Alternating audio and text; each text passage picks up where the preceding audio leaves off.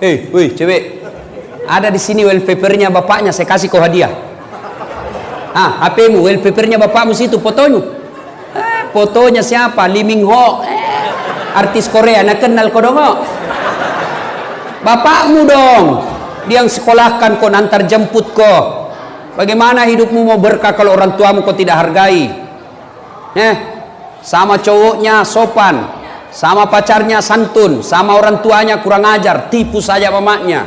Kalau mamanya suruh jemput, mak, nak jemput kak dulu nak di pelabuhan, bapakmu sibuk. Mak, capek orang baru pulang sekolah.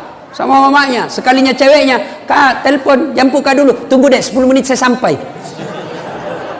Mana hidupmu mau bagus? Ada anak tanya-tanya saya, Ustadz, orang tua aku ndak sholat, orang tua aku tukang tipu, orang tua aku pemabuk, ndak pernah diurus saya dari kecil. Bukan urusanmu. Urusanmu adalah birrul walidain. Ingat kisahnya Ibrahim. Ibrahim alaihissalam, bapaknya namanya Azar, nyembah berhala. Ketika Ibrahim mau ribut sama bapaknya, Allah tegur, Ibrahim, bapakmu itu jangan kau lawan. Dia nyembah berhala, ya Allah, bagaimanapun bapakmu, jangan kau lawan bapakmu, kau yang keluar dari desamu. Makanya anak-anak sekarang kalau ditanya kenapa banyak sarjana menganggur, salah satu sebabnya waktu kuliah kasih bodoh-bodoh orang tuanya. Alasan pembayaran SPP, alasan uang kuliah, nah belikan pulsa cewek, nah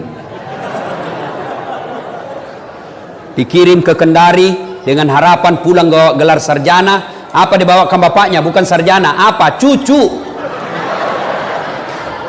Apa tampu ila cilaka. Jangan ketawa, serius orang ini. Coba bingung saya lihat anak-anak sekarang, Pak. Nauzubillah min zalik. Ya, kita juga, Pak. Bagaimana anak tak tidak rusak? Nah, kita juga sendiri yang kasar. Ini udah di sini. Dilarang nikah sama anaknya. Bapak ndak usah nikah. Apalagi nikah, sebentar lagi pensiun. Ndak usah nikah. Saya bisa atur semua, Pak. Bapak mau makan saya siapkan. Bapak mau mandi saya siapkan. Bapak mau setrika saya siapkan. Semua bisa kau siapkan. Satu yang tidak bisa. Ngerti? Tapi sudah tua. Umurnya sudah tua tapi baterainya tidak pernah lobet. Itu laki-laki selama masih ada jenis kelaminnya tidak pernah lobet itu. Dilarang nikah sama anaknya. Akhirnya selalu nonton video porno. Dia pergi Kendari. Makan obat kuat 3 biji supaya kuat. Pas makan obat kuat overdosis, mati di atas perut. Mati kafir kau cilaka. Makanya kalau ada udah di sini, saya doakan cepat dapat jodoh. Apalagi anak muda saweran 5.000 cari kawan, sudah dapat 50.000. Apa dibeli? Nggak usah vodka, mahal, nggak cukup. Apa? Lem pox. Dia campur lem tikus. Berarti jangan campur lem Korea, nggak mau tak buka mulutmu itu. Ngelem. Overdosis, mati kafir. Lagi khamar dalam perutnya. Apalagi? Jangan marah. Pedagang. Ada pedagang di sini? Nah, biasanya orang Bugis jago pedagang itu. Dia dagang, dia tulis bensin murni, padahal dia campur minyak tanah. Kenapa kau tulis bensin murni? Kau campur pada minyak tanah? Apa dia bilang? Kan istriku namanya Murni. Nipu pembeli, minum, makan dari hasil nipu, tuh mati kafir. Apalagi? Contoh, jangan marah. Ada anak sekolah, buru-buru pergi sekolah, melanggar rambu lalu lintas, dikejar sama polisi. Kau melanggar, kau tidak lihat ini rambu-rambu? Saya lihat, Pak. Kenapa kau langgar? Saya tidak lihat, Bapak. Nah, ini pengadilan ini 250.000. Dan tidak ada uangku, Pak. Kau sudah tidak ada uangmu, melanggar lagi. Mana itu? 50.000. 30 juangku, Pak. Sudah, kau ambil 5.000, mari 25.000. Sudah, dia pergi makan coto. Dari 25.000 itu dia makan coto. Ternyata dia makan coto 2 mangkok coto, 14 ketupat. Kenapa ketupatnya gratis? Kekenyangan, keluar dari warung coto, disambar geng motor. Pum! mati kafir. Kenapa? Ada barang korupsi dalam perutnya, barang sogok dalam perutnya. Nauzubillah min zalik. Itulah sebabnya selalu diingatkan, jangan kamu mati kecuali dalam keadaan beragama Islam. Dan yang bisa membuat kita mati kafir, yang seperti tadi saya jelaskan. Wa qalaidan, Allah kemudian berfirman, Bismillahirrahmanirrahim. Ya ayyuhalladzina amanu dukhulu fis silmi kaffatan wa la tattabi'u khutuwatis syaitan innahu lakum adu mubin. Wahai orang-orang yang beriman, masuklah engkau ke dalam Islam secara sempurna, bukan Islam pencitraan, bukan Islam karena pil caleg. Ini caleg kalau musim pil caleg deh penampilannya kalah ustad, pakai songkok, rapi songkoknya pak, pakai gamis, pakai serban, pakai sarung, pegang tasbih, pasang baleho di pinggir jalan 4x6. Apa dia tulis? Siap membela agama, takbir. Ternyata tidak pernah dilihat di masjid. Ini Islam pencitraan. Ini caleg banyak begini. Kalau mau dipilih rajin-rajin ke masjid, sudah terpilih tidak pernah ketemu di masjid. Ini caleg sepanjang saya dari bandara pak, macam-macam fotonya. Ada yang bikin takut matanya.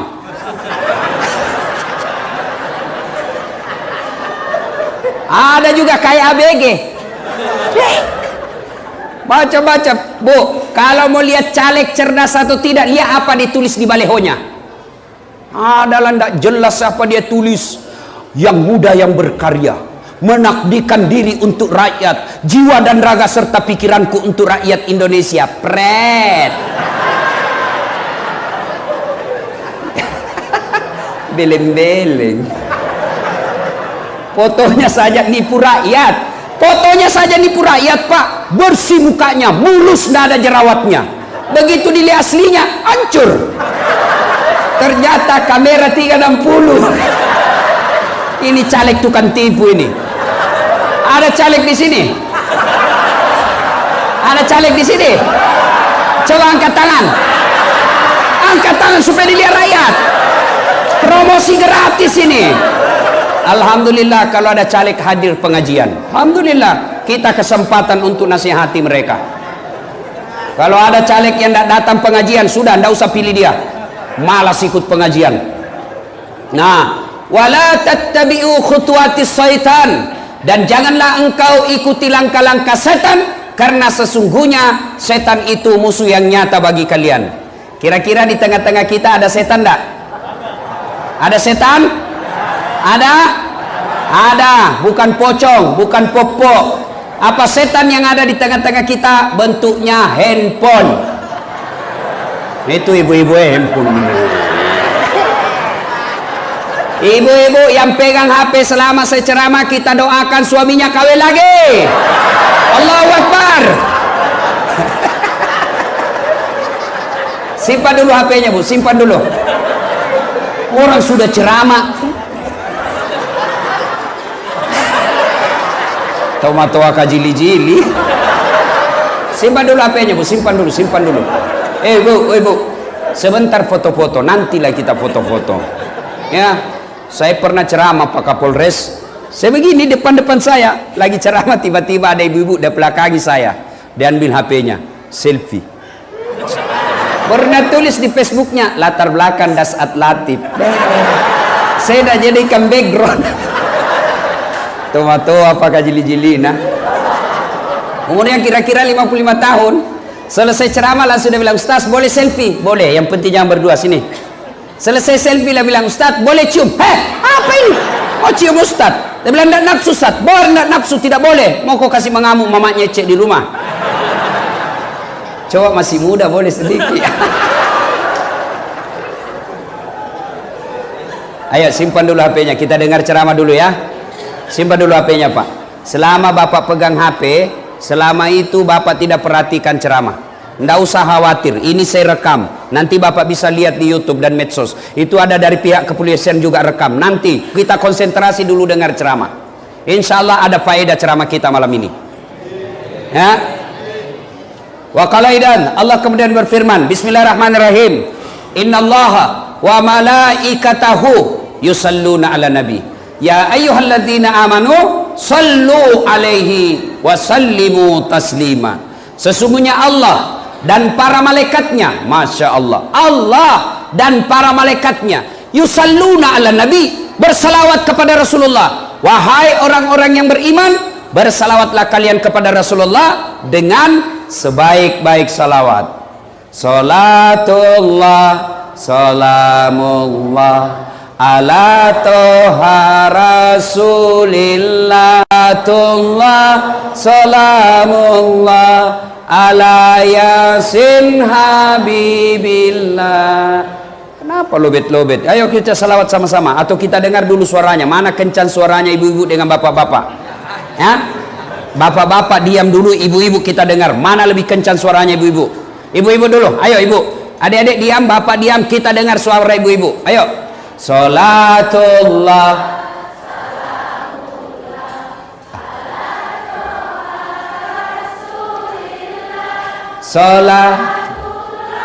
salat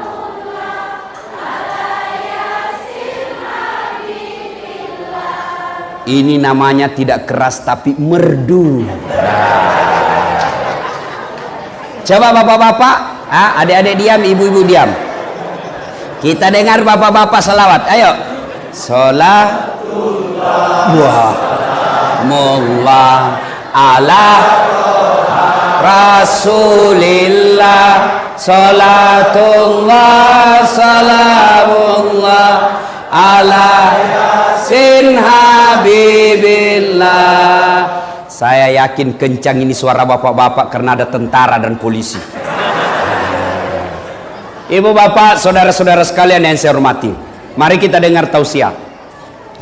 Ketika Nabi diusir dari Mekah, jalan kaki ke Madinah, yang ngusir bukan orang lain, yang ngusir pamannya sendiri, Abu Lahab, yang ngusir sepupu sekalinya, Abu Sufyan. Jalan kaki Nabi dari Mekah ke Madinah kurang lebih 500 km, 11 hari perjalanan. Begitu sampai di Madinah, beliau kumpul seluruh sahabat, baik yang Ansor, orang penduduk asli Madinah, maupun yang muhajir, sahabat-sahabat yang hijrah dari Mekah ikut bersama Nabi. Jadi pendatang dan penduduk asli. Nabi kemudian naik mimbar lalu berpidato. Hari ini saya tidak naik mimbar. Kenapa? Kalau saya di atas mimbar, Pak, kepalaku saja kelihatan. Tidak enak karena saya pendek. Tidak enak ceramah saya begini, Pak. Maka saya tidak pakai mimbar, ya. Nabi kumpul sahabat, lalu beliau bertanya, saudara-saudara sekalian, mau kalian saya tunjukkan amalan, perbuatan, tingkah laku yang kalian kalau lakukan, kalian akan sukses, bukan hanya di dunia, tapi insya Allah selamat sampai di akhirat. Kira-kira kalau di sini masyarakat Wakatobi, Ustadz tanya, Bapak Ibu mau ndak sukses dunia akhirat? Pasti mau. Namanya sukses di akhirat, selamat di akhirat, selamat di dunia, selamat di akhirat. Maksudnya apa? Di dunia dia Kapolres, di dunia dia Dandim, dan di akhirat juga pun masuk surga. Itu namanya selamat dunia akhirat. Turun jabatannya. Di dunia dia orang kaya, di dunia dia anggota DPR, sampai di akhirat masuk neraka. Ini namanya hebat di dunia, sengsara di akhirat. Yang Nabi tawarkan, kalian sukses di dunia dan insya Allah berjaya di akhirat. Pasti jawabannya mau. Nih 5 resepnya, 5 saja resepnya. Lebih susah jadi caleg.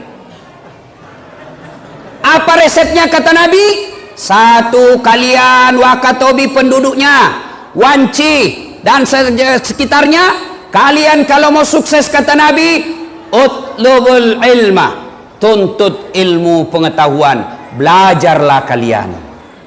Begitu pentingnya kita ini ilmu pengetahuan. Ayat pertama turun dalam Islam bukan perintah puasa, bukan perintah sholat, bukan perintah haji, bukan perintah zakat, tapi ayat pertama turun, Iqra, baca. Artinya anggota polisi mau sukses, belajar. Anggota tentara mau sukses, belajar. Pegawai negeri mau sukses, belajar. Dengan cara apa? Sekolah lagi. Apalagi adik-adik, jadi jangan pengangguran.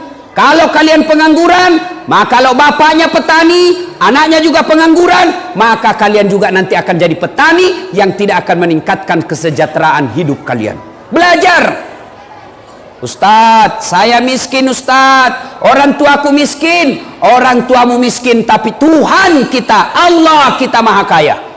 Saya kalau lihat orang tua saya, tidak mungkin bisa tinggi sekolah saya. Kalau lihat bapak saya, tidak mungkin saya tinggi sekolah-sekolah. Kenapa? Bapak saya petani penggarap. Tahu namanya petani penggarap? Sawahnya orang dia kerja, bukan sawah pribadi. Sawahnya orang dia kerja. Masuk 10 karung, 9 karung punya yang punya sawah, 1 karung buat bapak saya. Berapa bersaudara kami? 14 bersaudara.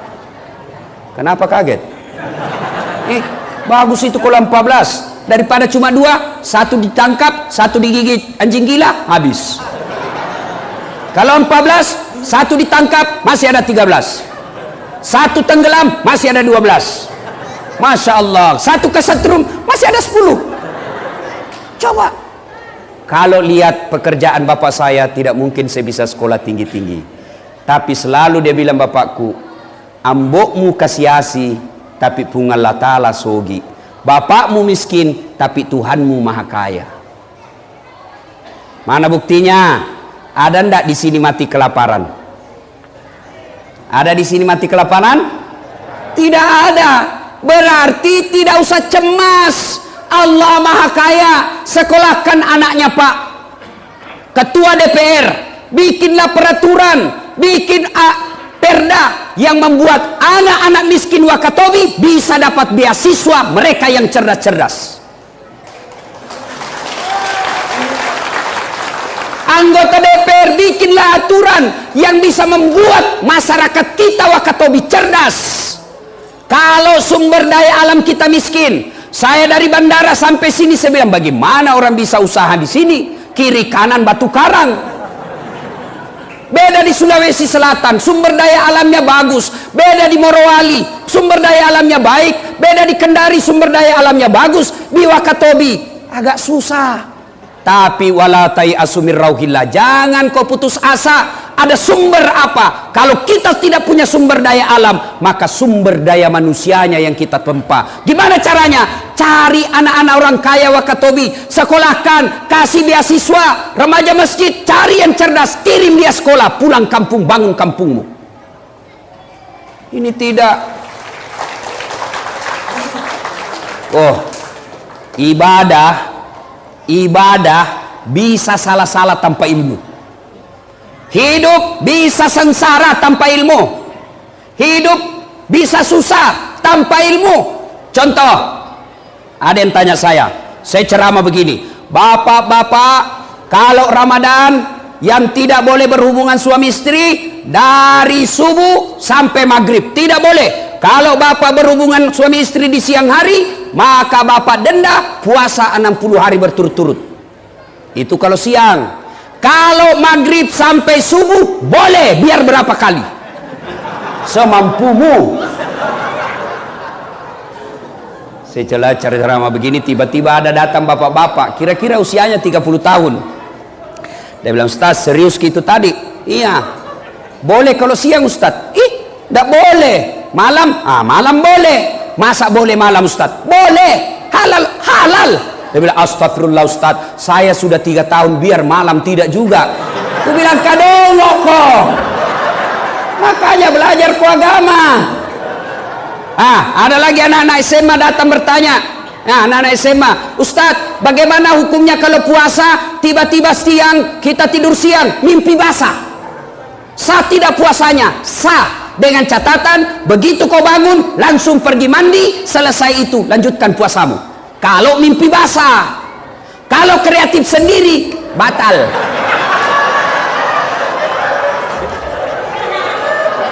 Coba. Ada lagi yang tanya, Ustadz, kalau Ramadan, tiba-tiba kita berhubungan suami istri, apakah langsung mandi? Subuh mandi kalau sebelum makan sahur. Kalau kalian makan sahur jam 2, berarti mandi setengah 2. Salah. Jadi kapan Ustaz? Terakhir pi. Maksudnya apa? Bayangkan, sudah buka sepi rumah. Begitu, masa mandi lagi. Langsung mandi. Sekalinya pulang taraweh, begitu lagi sama istrinya, mandi lagi. Begitu tengah malam, begitu lagi, mandi lagi. Makan sahur, sebelum makan sahur, begitu lagi, mandi lagi. 4 kali mandi satu malam, mesek kok. Jadi bagaimana caranya Ustaz? Terakhir pi. Yang tadinya Ustaz sudah begitu, tidak wajib mandi, wudhu saja, cuci lena beliau. Sudah tidur, bangun begitu lagi, tidak usah mandi. Kapan mandi? Nanti mau sholat subuh baru mandi. Ya, baru kita tahu toh. Makanya belajar kok. Coba. Ada lagi orang sholat begini. Saya lihat sholat begini Pak. Takbirnya Allah. Dia begini takbirnya.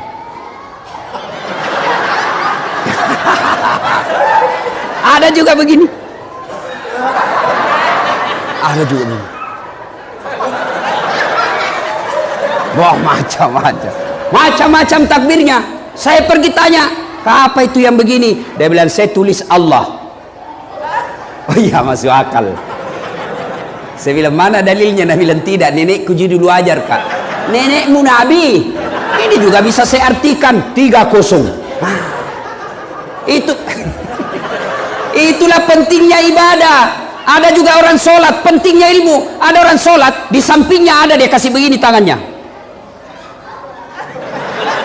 Goyang-goyang begini. Ini anak muda di sampingnya, dia lihat, ini orang tua goyang tangannya. Bah, dia lebih kencang. Ditanya, kenapa kau lebih kencang? Nah bilang, itu kan sudah tua, lobek Ustaz. Kalau saya full casa. Salah kok. Ayo, ada lagi sholat berjamaah. Allahu Akbar. Imam sudah baca surat pendek 9. Waladhdallin, amin. Imam baca Bismillahirrahmanirrahim, Qul huwallahu ahad. Dia baru masuk Allahu Akbar, baru dia baca Allahu Akbar kabira walhamdulillahi katsira subhanallahi bukratan. Allahu Akbar, imam sudah Allahu Akbar, maka orang ini ketinggalan 1 rakaat. Kenapa? Karena dia membaca yang sunnah sementara dia tidak baca Fatihah pada ada waktunya untuk baca Fatihah. Kalau terlambat begitu Ustaz, tidak usah baca doa iftitah, langsung baca Al-Fatihah. Kenapa? Karena Al-Fatihah wajib, doa iftitah sunnah. Pikir kalau sunnah ketemu wajib, gugur sunnahnya, wajibnya dulu laksanakan. Baru kita tahu toh. Makanya belajar kok. Ayo, jelas, belajar. Masya Allah. Ayat pertama turun, Iqra, bacalah tentang ilmu kepolisian supaya kalian cepat jadi jenderal. Bacalah ilmu tentang pertahanan negara supaya kalian bisa jadi kasat secepatnya. Bacalah tentang ilmu bumi supaya kalian menjadi insinyur geologi. Baca tentang pertanian supaya kalian jadi sarjana pertanian yang handal. Sudah itu kembali kau ke Wakatobi, bangun kau punya kampung. Belajar. Alhamdulillah. Orang yang belajar dengan baik, dia tekuni ilmunya, Allah janji. Polisi yang belajar dengan baik, tentara yang belajar dengan baik, ASN yang belajar dengan baik, Allah janji. Apa janji Allah?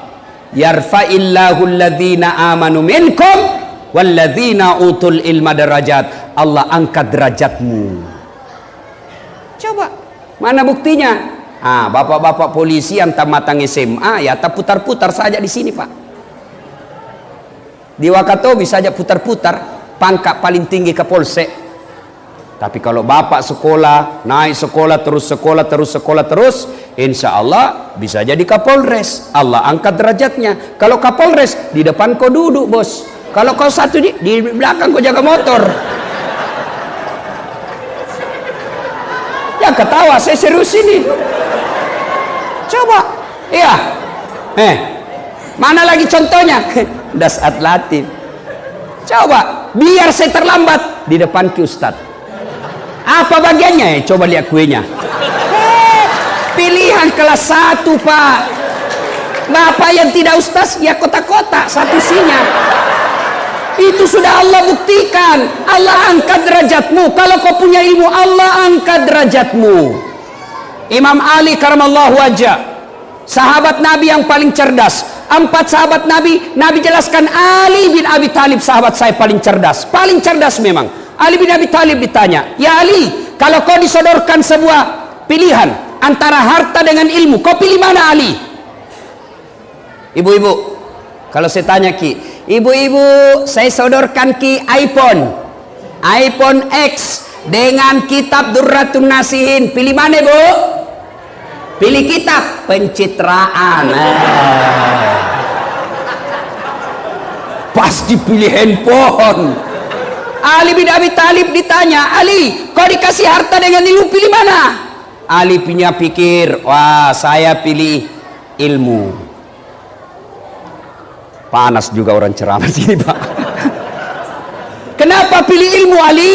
Kata Ali, ada 3 kelebihan ilmu dibanding harta. Ada 3 keutamaan ilmu, kehebatan ilmu dibanding harta. Apa itu? Kata Ali. 1, harta setengah mati kau jaga, ilmu dia yang jaga kamu. Contoh, bapak punya uang 5 juta, kasih masuk di safety box, belek-belek. Bapak ndak tahu kalau bilang ke safety box belek-belek. Itu belek-belek dikasih gembok. Sudah itu belek-belek dikasih gembok, dikasih masuk lemari. Lemari digembok juga. 2 mi gemboknya. Keluar kamar, kamar digembok. 3 gemboknya. Keluar rumah, gembok rumah. 4 gemboknya. Keluar pagar, gembok pagar. 5 gemboknya. Sampai di pasar hilang kuncinya. Ayo, setengah mati dijaga itu uang. Iya, setengah mati kita jaga uang. Sementara ilmu dia yang jaga kamu. Mana contohnya? Pak Dandim, Kapolres, Ketua DPR, ada semua itu yang jaga. Di rumah dinas ada polisi yang jaga. Kemana-mana dikawal patroli.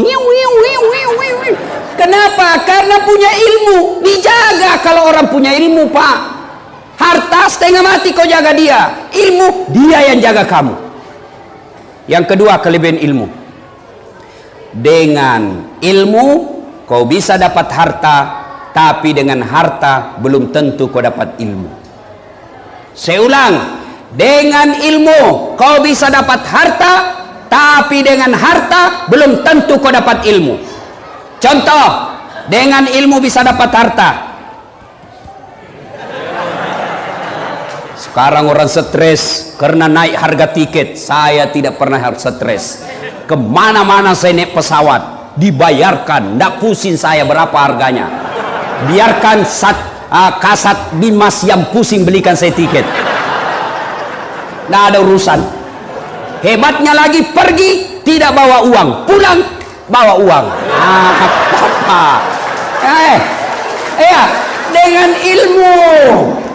Coba kalau orang punya ilmu, lempar kemana saja dia bisa dapat duit. Kenapa? Karena dia punya ilmu. Sementara dengan harta belum tentu kau dapat ilmu. Contoh, ada orang kaya di kampungku Pak, kaya memang Pak, banyak tambaknya, tapi tidak tahu membaca. Anaknya ajarlah bapaknya membaca supaya gampang cepat membaca. Dia kasih huruf-huruf besar yang ada gambarnya.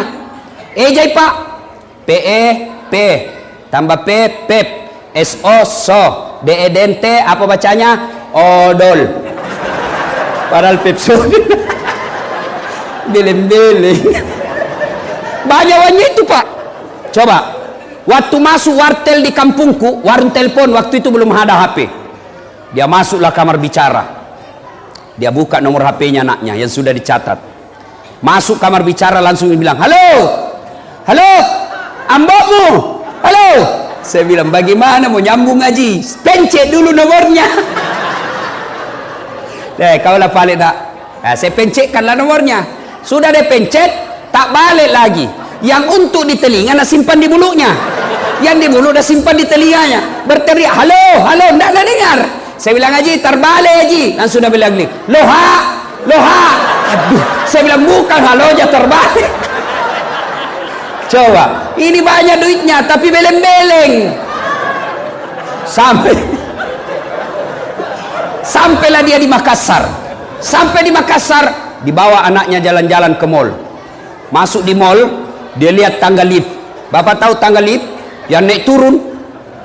Dia lihat tangga lift, wih, menyala. Ada di atasnya menyala, terbuka. Dia baca, open. Wih, besarnya pembikin kuenya ini. Dah bayangkan pembikin kue di kampungnya deh. Lopona nasa pak buat bepane ya. Terbuka, ada orang Cina. Mau masuk, dia teriak, "Weh, jangan masuk, panas. Panas itu open, jangan kau masuk." Masuk, ini orang Cina, tertutup. Begitu beberapa saat kemudian terbuka, keluar orang Irian. Dia bilang, "Ku bilang memang jangan kau masuk." Hangus maka. Padahal lah yang masuk, lah yang keluar. Makanya belajar bos. Ayo Pak, bapak-bapak kasih sekolah anaknya Pak. Jangan sampai bapak tidak sekolahkan, sudahlah, kau ndak usah sekolah, nanti kau sarjana pengangguran juga. Lain orang yang otaknya sarjana jadi petani dengan otaknya tidak sarjana jadi petani, pasti beda hasilnya. Kalau anak tak sarjana, dia kemudian menjadi kepala rumah tangga, meskipun dia tidak punya kerja sebagai pegawai, pasti beda ketika mendidik anak orang sarjana dengan tidak ada sekolahnya. Kan sekolahkan anak. Yang ketiga, keutamaan ilmu, kata Ali. Harta kasih orang berkurang, ilmu kasih orang tambah. Saya punya uang 5 juta, saya kasih anak yatim 3 juta, maka uang saya berkurang nilainya menjadi tinggal 2 juta. Sementara kalau saya tahu Al-Fatihah, saya ajarkan kepada anak yatim piatu, saya ajarkan ke anak TK-TPA, maka ilmuku bertambah, maka itu disebut amal jariah. Maka belajar adik-adik sekalian, jangan pernah berpikir saya orang miskin, Allah maha kaya. Masya Allah. Ya, saya dulu di kampung Pak, kalau lihat pesawat, saya bilang dalam hati, saya kejar itu pesawat Pak. Baru saya lari-lari, kapal lalu tuh. Saya lihat itu di atas, kapal lalu tuh bahasa Bugis itu. Kapal lalu tuh, kapal. Saya kejar itu Pak sampai masuk saya di got. Dalam hatiku, bisa aja itu nanti naik pesawat. Saya bisa aja naik pesawat itu nanti meninggal. Subhanallah, dengan ilmu yang saya miliki, saya sudah bosan naik pesawat Pak. Hebatnya lagi dibayarkan. Coba, maka adik-adik sekolah, ya, itu gelarnya Ustadz Dasat panjang betul kan? Doktor Dasat Latif, SOS sarjana sosial, SAG sarjana agama, MSI Master Sains, PhD Philosophy of Doctor. Orang tua aku ndak kaya, tapi Allah maha kaya. Maka jangan putus asa, kata Allah dalam Quran, wala tai'asu min rauhillah. Jangan kau putus asa. Maka adik-adik sekalian sekolah, ya, belajar dengan catatan yarfa'illahu alladzina amanu minkum, amanu agama dan iman. Perbaiki, biar kau punya ilmu tapi agama rendah, ilmunya tinggi tapi imannya jongkok, maka ilmu yang dia pakai bukan untuk menyenangkan dirinya, bukan untuk menyejahterakan orang lain, tapi justru akan menghinakan dirinya sendiri. Mana buktinya? Coba yang ditangkap jaksa, yang ditangkap polisi, yang ditangkap KPK, apa mereka yang korupsi itu orang tidak ada sekolahnya? Mereka yang ditangkap perampok uang negara, mereka buta huruf tidak ada sekolahnya? Tidak, mereka semua tinggi sekolahnya, tapi karena imannya rendah, maka akhirnya masuk penjara. Maka seimbangkan iman, ilmu. Ini yang pertama. Kalian masyarakat Wakatobi, Bapak Ibu, belajar. Allah angkat derajat orang yang belajar. Nah, yang kedua kata Nabi, jika kalian mau sukses, resep yang kedua adalah silul arham, sambungkan persaudaraan. Nah, suatu kali Nabi kumpul sahabat. Atadruna manil muflis? Saudara-saudara sekalian, tahu enggak siapa yang bangkrut di akhirat kelak? Sahabat menjawab, Yang tidak puasa ya Rasul, oh dia puasa, Ramadan lengkap, Senin Kamis dia lancar. Yang tidak sholat ya Rasul, sholat 5 waktu, bahkan sunnah-sunnah rawatibnya lengkap. Yang tidak bayar zakat ya Rasul, dia bayar zakat harta dan dia keluarkan zakat fitrahnya. Yang tidak haji padahal sudah mampu ya Rasul, dia haji bahkan selalu pergi umroh. Sahabat heran, baik betul agamanya, baik ibadahnya. Kalau begitu siapa yang bangkrut ya Rasul? Nabi menjelaskan, jarusu wa khati'ur rahim, tetangga yang jahat sama tetangganya dan dia memutuskan persaudaraan. Heran semua sahabat, berpikir semua sahabat, kok bisa bangkrut? Sholatnya baik, puasanya baik, zakat sedekahnya cukup, hajinya mabrur, kok bisa bangkrut ya Rasul? Nabi menjelaskan, memang hubungannya kepada Allah baik, tapi sayang 1000 sayang, hubungannya kepada sesama manusia hancur. Depan rumahnya dia musuhan, sebelah kanannya dia bertengkar, sebelah kirinya dia gaduh, sebelah belakang rumahnya dia musuhi. Tidak ada orang dianggap akur, semua dimusuhi. Sehingga nanti di akhirat ketika dia setor pahalanya, ya Allah ini sholatku, datang tetangganya, tunggu dulu Tuhan, saya pernah bertetangga di Wakatobi, dia serobot tanahku 1 meter, saya mau lawan tapi dia polisi, nah kasih lihat kah senjatanya, mundur kak, lapor di Polres, Polres juga temannya, Pak Serama, nah ambil. Bukan polisi Wakatobi, bukan polisi India. Kalau polisi Wakatobi luar biasa Pak, bikin tablik akbar. Kalau majelis ulama bikin tablik biasa, remaja masjid bikin pengajian tidak biasa, tidak luar biasa. Kalau masjid, panitia masjid bikin tablik akbar memang seharusnya. Tapi kalau Polres bikin tablik akbar, itu baru luar biasa. Kita doakan ini polisi mudah-mudahan sehat walafiat mengawal pemilu kita. Tentara juga. Ibu bapak saudara-saudara sekalian. Nah, ketika dia setor puasanya, sudah. Ya Allah ini salatku. Saya diambil tanahku ya Allah. 7 tahun saya menderita, setiap banjir saya kebanjiran. Kenapa? Gotku dia serobot sehingga saya tidak punya got. Setiap hujan banjirlah saya ya Allah. 7 tahun saya menderita. Allah berfirman, kalau begitu ambil dia punya solat, ambil semua solatnya, habis solatnya. Dia setor lagi zakatnya, puasanya. Ya Allah ini puasaku. Datang lagi tetangganya, tunggu dulu, saya pernah sama-sama caleg di Wakatobi. Nah fitnah kak, saya sudah jual sawah, saya sudah serahkan sertifikat rumahku untuk bikin baleho, saya kalah gara-gara fitnahnya, saya minta keadilan. Allah berfirman, sudah ambil semua dia punya puasa, habis puasanya 20 tahun. Dia setor lagi zakatnya. Ya Allah ini zakatku. Datang lagi, saya juga pernah difitnah, katanya anakku ya lurus rambutnya bukan anaknya suamiku karena suamiku keritin rambutnya. Dia tidak tahu rambutnya anaknya lurus karena sudah direbonding. Tahu artinya itu rebonding Pak? Rebonding, kembali, bonding lurus. Adalah anak imam. Tadinya pagi-pagi keritin rambutnya, pulang sore, lurus rambutnya. Nah bilang ini Pak Imam, bagaimana caranya bisa lurus rambutmu nak? Nah bilang, di rebonding ini Pak. Oh rebonding, apa artinya? Luruskan. Oh rebonding. Dia pergilah sholat maghrib. Kalau maghrib itu imam bilang, luruskan dan rapatkan saf. Beda robot Pak, rebondingkan saf.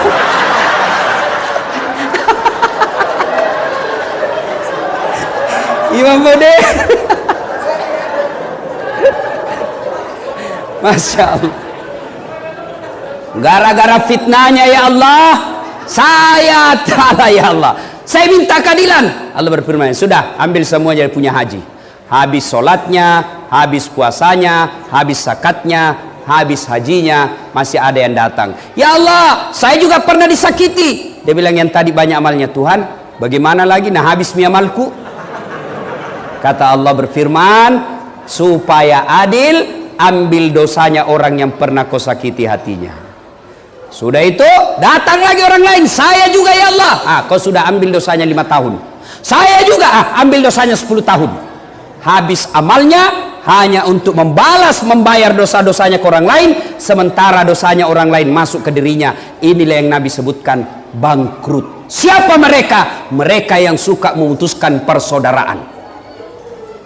Nah, kenapa biasa putus persaudaraan? Kenapa orang bermusuh-musuhan? Sekarang 2017, penyebab orang bermusuh-musuhan yang pertama dan utama adalah pemilu dan pilcaleg. Pak, silakan berbeda calon presiden.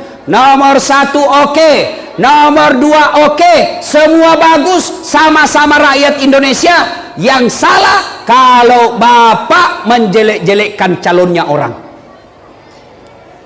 Silahkan berbeda pilihan, tapi jangan bermusuhan. Ada teman saya, dari kecil dia sekampung, puluhan tahun dia bersahabat. Kemudian karena Pilpres 2017, dia satu grup di WhatsApp, mereka saling menghina, mereka saling memaki, mereka saling menyebarkan yang tidak disenangi dibaca. Akhirnya apa? Mereka mulai renggang dan ketemu di warung kopi tidak menyapa lagi, padahal 30 tahun bersahabat. Gara-gara Pilpres dia bermusuhan. Ini yang disebut aslinya dongok belen-belen dungu. Coba, jangan bermusuhan gara-gara pemilu. Pemilu ini pesta demokrasi.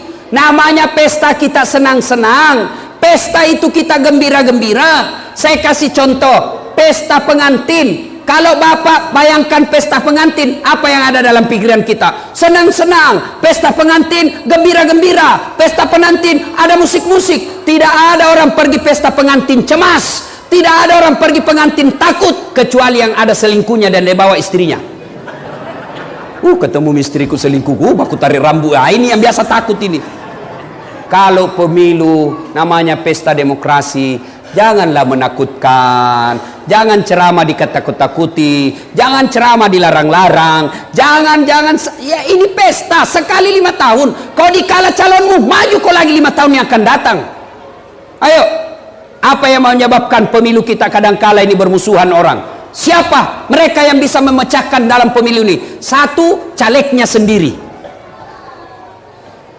Caleg, tolong kasihan, jangan kau bodoh-bodohi masyarakat. Caleg, jangan ajari masyarakat money politik. Kau sosialisasi saja, sampaikan saja apa visi misimu, sampaikan apa yang ingin kau lakukan. Tidak usah bawa duit sogok masyarakat, jangan beli masyarakat. Sampaikan saja, kerja saja dari pintu ke pintu, bawa kartu namamu, bawa visi misimu. So ditudah itu kau berdoa kepada Allah dalam salat tahajud, minta kau kepada Allah. Kalau Allah yang getarkan hatinya orang, tidak ada yang mustahil buat Allah. Tidak usah kau bawa duit. Kasih duit 300.000, bodoh-bodohi masyarakat. Ya, sampaikan saja visi misimu. Balehomu jangan macam-macam kata-katanya, bikin yang jelas, yang bisa diukur. Misal, insya Allah saya terpilih di Wakatobi, garam gratis. Jelas itu kerjanya. Kalau saya terpilih, pupuk di Wakatobi gampang kau temukan. Itu jelas. Jangan hidup mati bersama rakyat. Apa maksudmu, bos?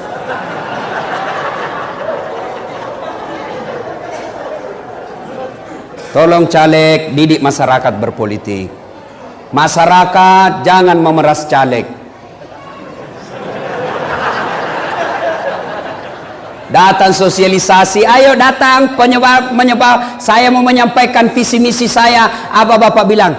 Wane piro. Ayo, jangan memeras caleg ya. Pak, Bu, lo Dede, remaja, Bapak Ibu, mau bantu kepolisian? Mau menciptakan pemilu damai? Mau memperbaiki rakyat kita? Mau? Kalau ada caleg kasih duit. Kalau ada caleg bawa sembako, rekam. Sudah itu syuting, bawa ke Panwas, lapor, suruh tangkap. Kenapa? Dia merusak negara kita. Panwas, KPU, tolong kalau ada laporan tindak lanjuti, jangan pilih-pilih merek. Rakyat, pilih pemimpin yang baik menurut kalian, tidak usah bertengkar. Ya, caleg, oke, baiki semua, insya Allah negara baik. Bayangkan kalau tidak ada lagi money politik, orang-orang cerdas di Wakatobi bisa jadi caleg. mereka tidak perlu pikir duit. Maka jadilah anggota DPR sarjana pertanian yang cerdas, sarjana kelautan yang cerdas, sarjana perikanan yang cerdas. Mereka masuk anggota DPR bukan karena ada duitnya, tapi karena memang otaknya cerdas. Jelas? Nah, yang kedua, yang bisa rusak ini pemilu. Apa? Tim sukses. Disuruh bikin baleho 10, 3 bikin hilang 7. Begitu dia bilang mana 7, dia bilang kena angin pak. Ini juga tim sukses ini. Jangan kau makan uangnya orang. Jadi tim sukses dia yang sukses. Nah bilang orang pak kena wali-wali. Jangan, jadilah tim sukses yang berpikir untuk kemajuan bangsa kita.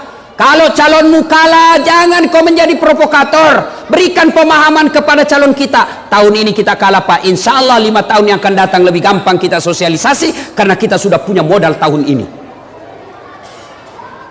Ini rata-rata tim sukses itu pemborong. Ada pemborong di sini? Pernah dengar ceritanya pemborong di akhirat? Pernah? Jadi ini di akhirat baku SMS penghuni sorga sama penghuni neraka. Nah bilang penghuni sorga, bagaimana kabarmu di situ di neraka? Nah bilang, tidak ada enaknya. Di belender aja kita terus di sini. Tidak ada jam istirahat, menderita terus. Nah bilang, kau di situ di sorga bagaimana? Nah bilang, alhamdulillah enaknya ini di sorga. Baru dibayangkan sudah ada di depan kita 1 laki-laki 7 bidadari, 7 bidadari. Ini perawan terus tidak pernah kentut. Tidak seperti istri di rumah 11 kali kentut 1 hari. Masya Allah. Pernah selesai ceramah begini, tiba-tiba ada ibu datang. Ustadz, betul ki itu 1 laki-laki 7 bidadari? Iya bu. Jadi suamiku juga nanti ada bidadarinya? Iya 7. Dia bilang, Ustadz, bolehkah saya nanti berdoa? Ya Allah, sudahlah jangan kau berikan suamiku bidadari, cukuplah saya bidadarinya dunia akhirat. Saya bilang, ibu ini betul-betul sudah menjajah dan menyiksa suaminya di dunia, mau lagi lanjut di akhirat.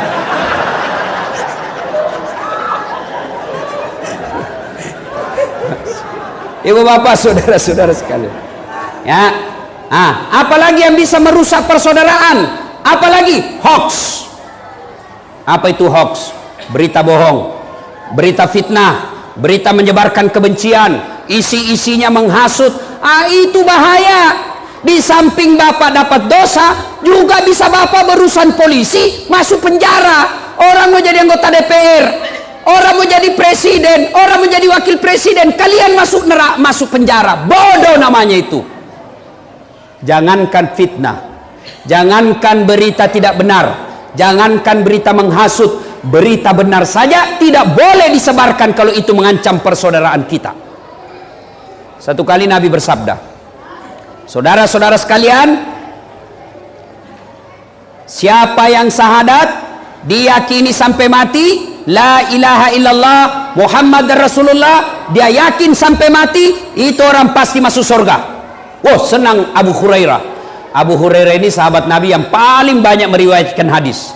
Senang Abu Hurairah, dia mau pergi umumkan di pasar. Lari-lari Abu Hurairah ketemu sama Abu Bakar.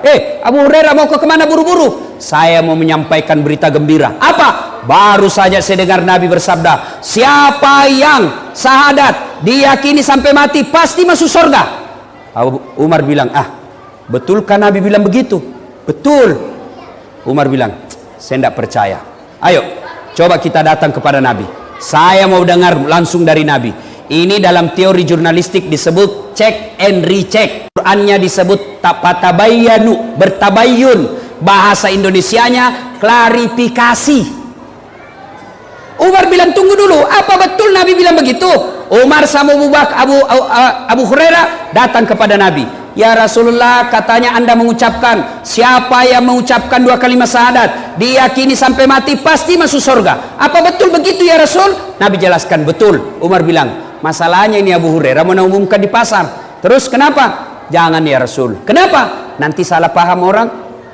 Yang penting kau syahadat biar judi masuk surga.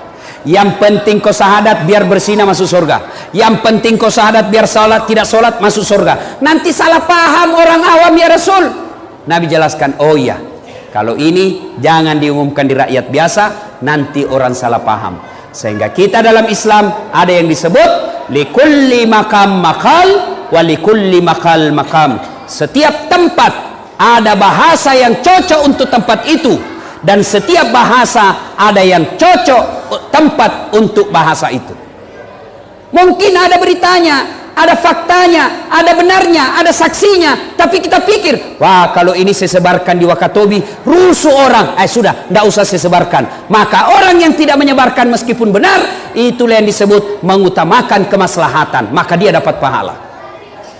Sebaliknya, kalau dia sebarkan berita-berita kebencian, apalagi fitnah, maka selain Bapak bisa dipenjara, juga Bapak akan mendapat dosa jariah. Meskipun Bapak sudah meninggal, dosa-dosanya tetap Bapak terima, karena gara-gara Bapak yang sebarkan, orang ikut melakukan fitnah dan kejelekan. Itu ayat yang kita dengar tadi yang dibaca oleh Qori. Janganlah diantara kalian menjelek-jelekkan. Sukakah kalian memakan bangkai? Ayukibbu ahadukum, sukakah kamu memakan bangkai sesamamu manusia? Itulah mereka yang suka menceritakan kejelekan orang lain. Penyakitnya ibu-ibu ini, Pak gosip. Biar ustaz na gosip juga. Apa nak bilang? Itu lagi ustaz, itu je bajunya nak pakai waktu na di TV One. Kenapa? Khusus saya kok. Itu ibu-ibu kalau kumpul begini kan biasa gosip, ndak nak cerita, tapi baku kopi itu apa?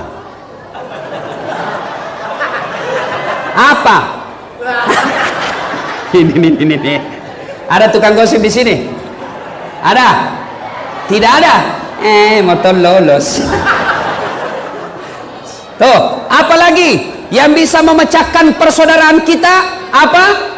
Yaitu sangka buruk. Sangka buruk.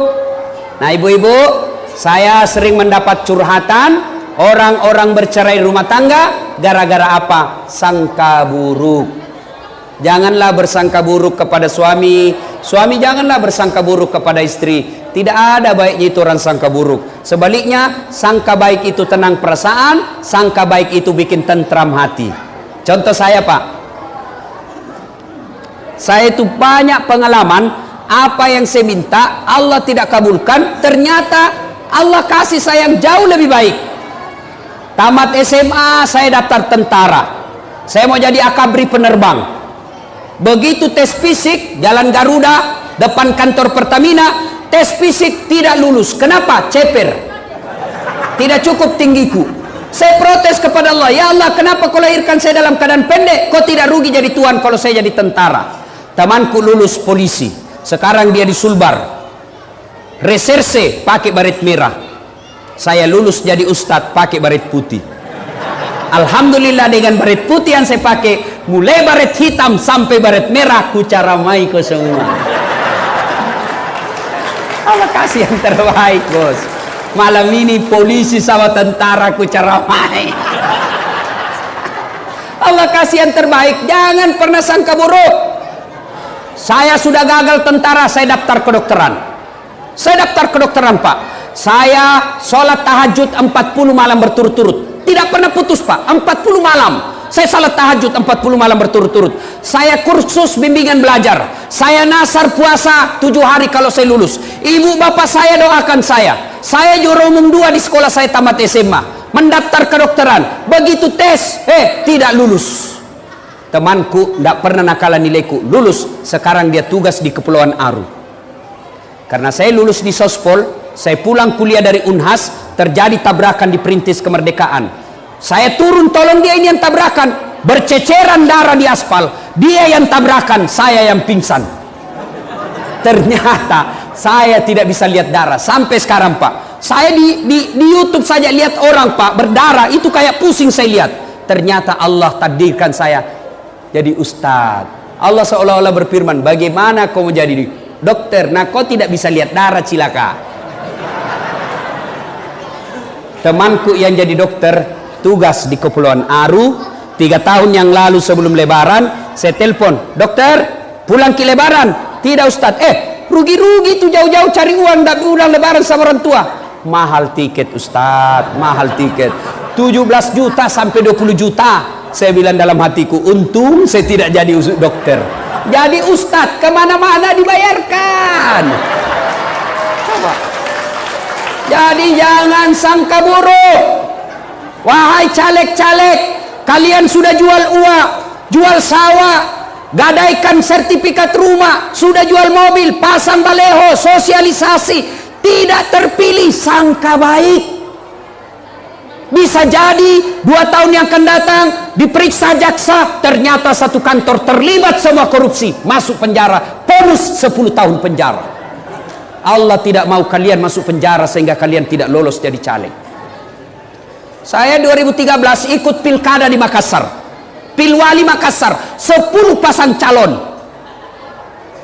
Saya tidak jadi menang. Dia bilang orang kalah Ustaz, tidak, cuma yang menang lebih banyak suaranya dari saya. Ini namanya sangka baik. Belum tentu dia kalah saya. Alhamdulillah saya tidak jadi wali kota, tapi saya jadi ustadz keliling kemana-mana ke seluruh dunia. Coba kalau saya jadi waktu itu, paling di Makassar saya terputar-putar. Sangka baik. Bapak anggota kepolisian dikirim ke sini, sangka baik. Jangan sangka buruk, sangka baik. Inilah tempat yang terbaik. Sangka baik. Enak itu kalau orang sangka baik. Ibu-ibu jangan sangka buruk sama suami. Suaminya dijadikan tahanan kota. Baru 1 jam pergi suaminya menelpon. Di mana kau Pak? Pelan-pelan kau nak dengar semua teman. Di mana kau? Ada jadi Polres sini. Kau juga itu kayak apa saja. Mana kau? Di kantor. Foto dulu baru kirim. Kasiannya nih bapak polisi. Ada di sini laki-laki takut sama istrinya? Ada? Ada? Berhenti kok jadi laki-laki cilaka. Apa mau takut sama istri? Nah semua gaji tak ambil. Coba Pak, belum bisa saja naik itu gaji, tadi dia sudah tahu. Coba, bekerja sama bendahara. Coba, semua gaji kita diambil, dicicilkan mobil, dicicilkan rumah, bajunya semua kita belikan, sampai gencun cilaknya kita belikan, tawasnya pun kita belikan. Masa kita mau takut sama dia? Ustaz, kalau marah nak bacakan piring, kalau dia pecahkan 1 piring Pak, bapak pecahkan 1 lusin. Kenapa? Piring boleh dibeli, tapi harga diri sebagai suami tidak boleh diinjak-injak istri. Allahu Akbar.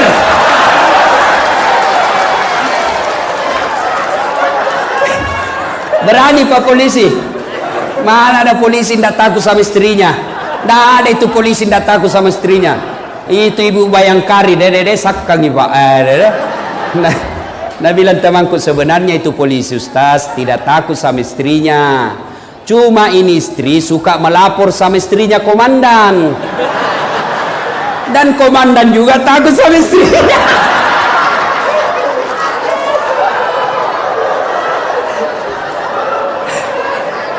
Bu, Ibu, Bu, mau ki masuk surga dengan gampang? Stres. Mau Ibu? Betul. Suruh suami tak kawin lagi. Mana yang mau tadi? Dan sudah bilang ibu-ibu, banyak jalan menuju surga. Memang banyak, tapi jalannya macet. Bu,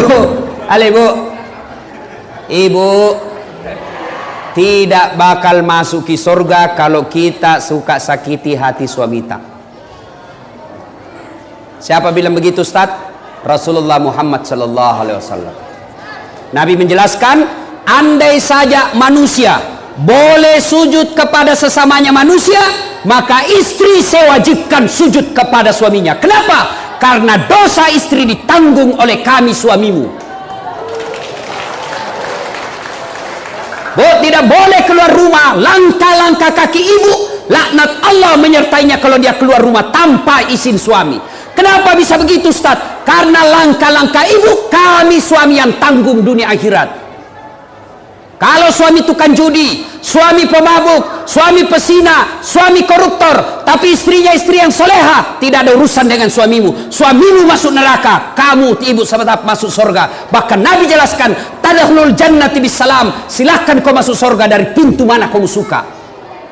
Beda kami laki-laki, suaminya ulama, suaminya penghafal Quran, suaminya rajin ibadah, istrinya tidak pakai jilbab, istrinya tukang gosip, istrinya tidak sholat, istrinya tidak puasa. Meskipun suaminya ulama, suaminya tetap masuk neraka menemani istrinya. Qu anfusakum wa ahlikum nara. Maka ibu jangan pernah keluar rumah tanpa izin suami. Maka fungsi suami bukan sekedar cari nafkah, fungsi suami bukan sekedar melindungi istri, fungsi suami bukan sekedar mendidik istri, tapi yang pertama dan utama fungsi suami bagi ibu adalah cari ridanya suamimu, karena ridanya suamimu adalah ridanya Allah. Paham? Bu, maka jangan susah itu jadi suami, Pak. Maka ibu-ibu hargai itu suami, tak kasihan. Nah, carikan ki uang.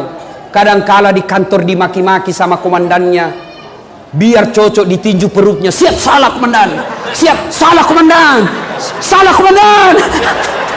Coba sampai lagi di rumahnya dimaki laki lagi, sampai bodoh memang kau, kenapa kau tidak melawan? Apa mau dilawan nak komandan tak? Coba di kantor dimaki-maki, di rumah dimaki-maki, terpasan anak muda di jalan yang jalan pada ditempel empak-pak. Bu, jangan ketawa, saya serius ini. Ibu-ibu ini biasa suaminya dia tidak hargai. Datang temannya suaminya dia perlihatkan bahwa lihat kok suamiku saya atur. Datang keluarganya suaminya dia kasih lihat, lihat kok saya atur suamiku. Datang mertuanya, lihat kok suamimu saya, anakmu saya atur. Bagaimana suami kita mau tenang di rumah? Jadilah istri yang soleha, yang menenangkan hati para petugas. Bagaimana suami kita mau bekerja di kantor dengan baik kalau istrinya suka maki-maki? Bagaimana istri suami kita mau cari nafkah dengan tenang kalau ibu selalu menteror? Tidak bisa dipercaya. Suaminya pergi, dia juga pergi ngelayap. Suaminya kasihan pergi ke laut cari penjahat di laut. Istrinya pergi tawaf. Nah, kelilingi semua satu komplek. Mau tahu nak tahu semua isi rumahnya orang. Beli kulkas na cicil gitu. Nah lebih tinggi. Kau nak suruh bayar. Ini semua. Jangan ketawa, saya serius ini. Bu, harga itu suami kasihan. Setengah mati itu suami tak carikan ki uang. Nah tanggung ki dunia akhirat. Ya, jangan muliakan suami. Kalau suami tak tidak baik sifatnya, dia yang berurusan dengan Allah. Yang penting ibu cari ridha suami. InsyaAllah. Ya, bisa ibu? Coba ki kalau pulang kodong ini suami tak pengamanan pemilu, stres terus, ada orang demo suami tak lagi. Bukan dia yang punya masalah, tapi dia dihadapkan dengan pendemo, padahal pemerintah yang bikin masalah. Berhadapan dengan dilempar, sampai di rumah dimaki-maki sama istri, mau makan tidak ada makanan. Bagaimana suami tak mau semangat? Coba beda kalau pulang suami tak kita hibur, dimarah-marah sama komandan. Ya memang begitulah sayang, syukur kita ada kerja tak. Bayangkan itu sepupu tak kodong yang pengangguran, tenang dia punya perasaan. Pulang suami tak kita sambut, assalamualaikum kakandaku arjunaku. Pulang suami tak kita sambut dengan lagu, bila kamu di sisiku, hati rasa sahdu. Marah-marah suami tak kita menyanyi saja, insaflah wah. Itu lagunya ibu-ibu dulu. Ndak ada majelis taklimnya, ndak ada baju seragamnya, ndak pernah ikut pengajian, tapi sopan sama suaminya. Coba sekarang ibu-ibu bukan lagu-lagunya begitu. Apa lagunya? Yo yo ayo, yo ayo yo. Ayo apa? Ayo poligami ya.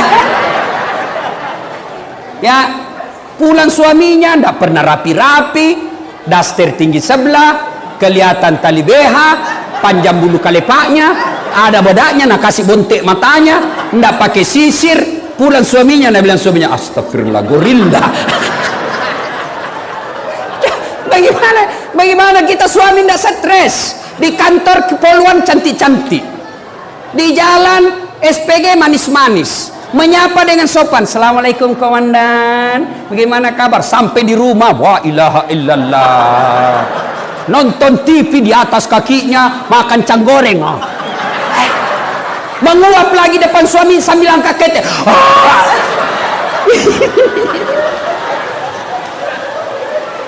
Jelas ya ibu? Bu, pulang ke ini jadilah istri yang baik. Bagaimana istri yang baik? Mau tidur sama suaminya, dia berpakaian cantik dan menarik. Kata Nabi, malaikat Jibril berdoa, ya Allah rahmati wanita ini sepanjang malam karena dia tidur untuk berdandan menyenangkan hati suaminya. Maka ibu kalau mau disayangi Allah, kalau mau tidur nanti pakaian yang rapi. Bentar bu, coba dipraktekkan sebentar ibu. Lo pakai baju renang. Besok pulang suami tak dandan memang bagi. Tapi jangan juga berlebihan. Nah, kuncir 3 rambutnya. 2 di samping, 1 di depan. Pakai you can see selop tinggi. Pulang suaminya dia bilang astagfirullah kesurupan. Ya, ibu bapak, saudara-saudara sekalian. Ini yang kedua, ya. Kalau kalian mau sukses, masyarakat Wakatobi kata Nabi, 1, tuntut ilmu pengetahuan, 2, wa'tasimu bihablillahi jami'a wa la tafarraku. Berpegang teguhlah kalian kepada tali persaudaraan agama Allah dan janganlah engkau bercerai-berai. Bahkan Rasulullah sallallahu alaihi wasallam menjelaskan, umat Islam itu seperti badan ini. Innamal mu'minuna ikhwa. Kita ini bersaudara. Dan yang ketiga, kalian mau sukses, kata Nabi, ahsin kalamaka, haluskan tutur katamu, bicaralah yang santun, bicaralah yang sopan, jangan bicara menyakiti perasaan orang. Nah ibu bapak, karena sudah mulai kacau, sudah hujan, saya lihat perhatian bapak ibu sudah keluar, ya insya Allah lain waktu dan kesempatan kita akan lanjutkan. Cukup ya, kita salawat dulu. Ibu-ibu yang maju-maju sedikit bu, maju-maju, kasihan itu ibu-ibu yang basah. Ya, ya sambil maju-maju kita salawat.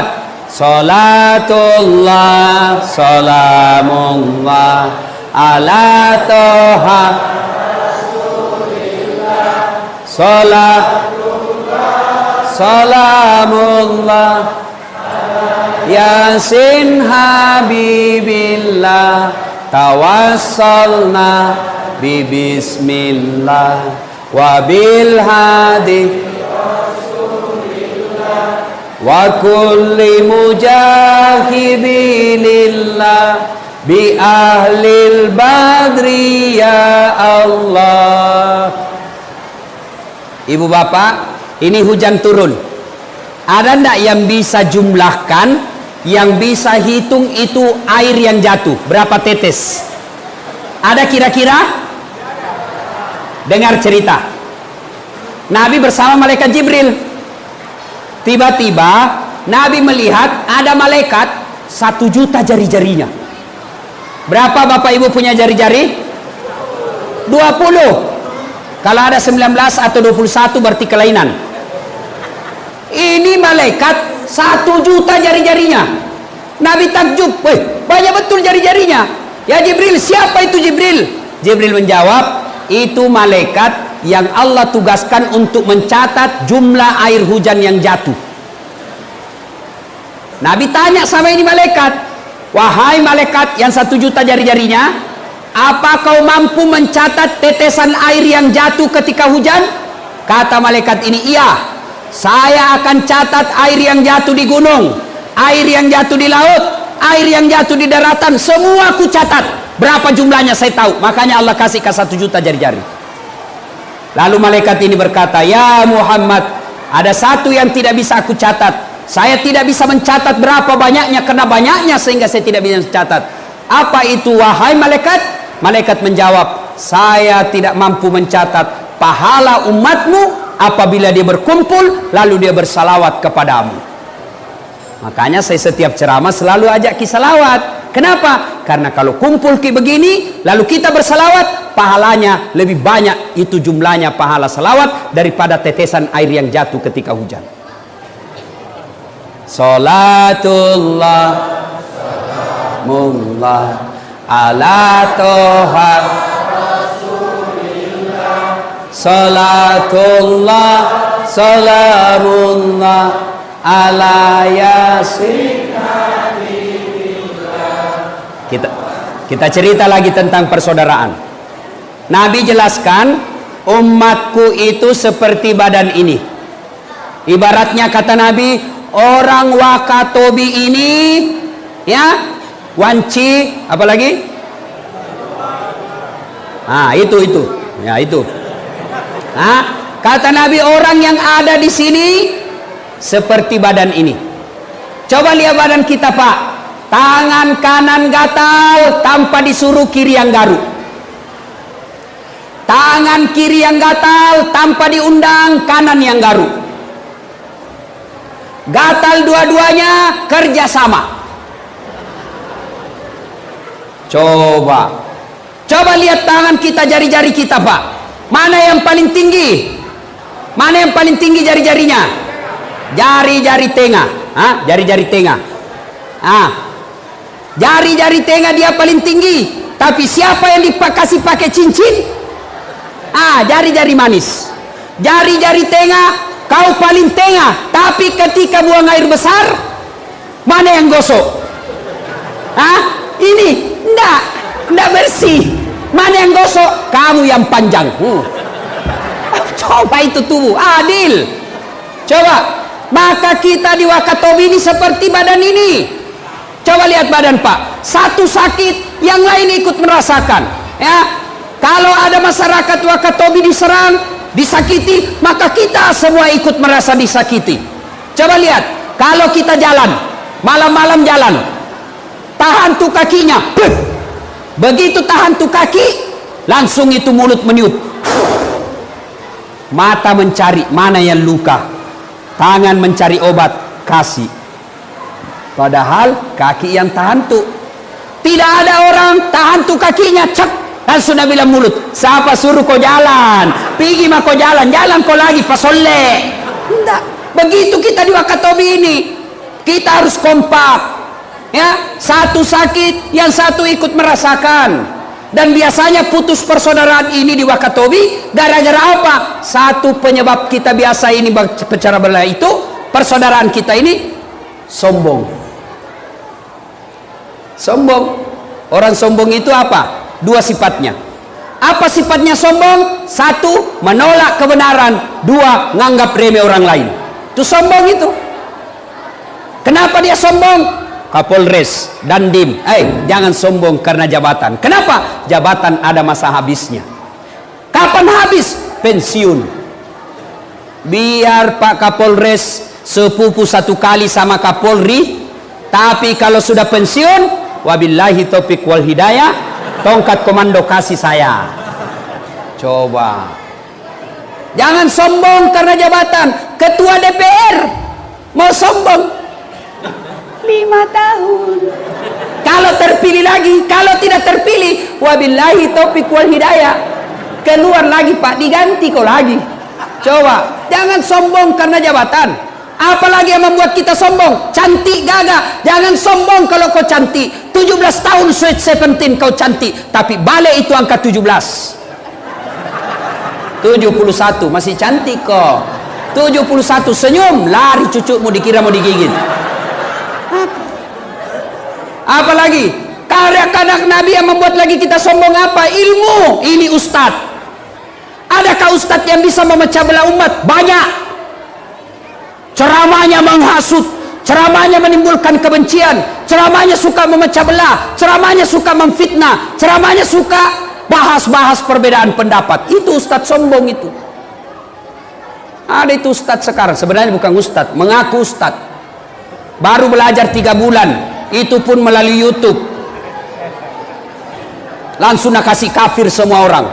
Maulid bid'ah, masuk neraka, tidak ada pada zaman Nabi. Isra Mi'raj bid'ah, tidak ada pada zaman Nabi, sesat, masuk neraka. Takziah malam kematian bid'ah, tidak ada pada zaman Nabi, masuk neraka. Jabat tangan selesai sholat bid'ah, masuk neraka. Doa bersama selesai sholat tidak ada pada zaman Nabi, bid'ah, masuk neraka. Masa bos gara-gara doa bersama kau kasih masukin neraka? Saya ini membaca sejarah hidup Nabi dengan segala jenis pengarangnya. Tidak pernah saya baca sejarah Nabi ceramah menyakiti hati orang. Semua orang dengar ceramahnya Nabi tenang. Ada sahabat datang, ya Rasulullah, heboh di Madinah. Kenapa heboh?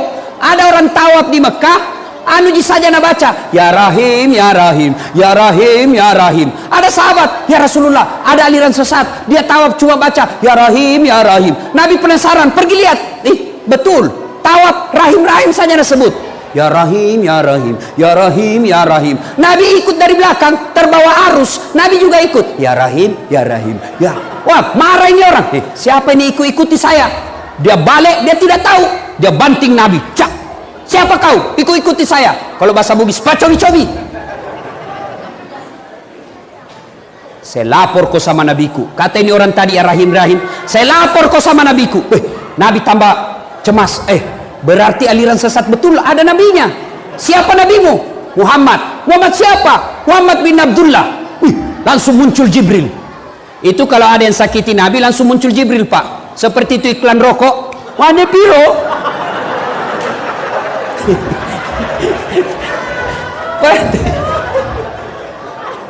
Ada yang sakiti Nabi, langsung muncul Jibril. Marah Jibril. Banting. Jangan. Kenapa? Kesian. Dia tidak tahu saya Muhammad. Nabi bilang Jibril, kasih tahu. Akhirnya dia kasih tahu. Sayalah Muhammad bin Abdullah. Wih, langsung menangis sini. Ya Rasulullah, maafkan saya tidak tahu, saya orang bodoh. Saya diutus dari kampungku. Tidak ada kasihan orang pintar di kampung saya. Sayalah orang yang paling pintar. Modal ya Rahim, ya Rahim.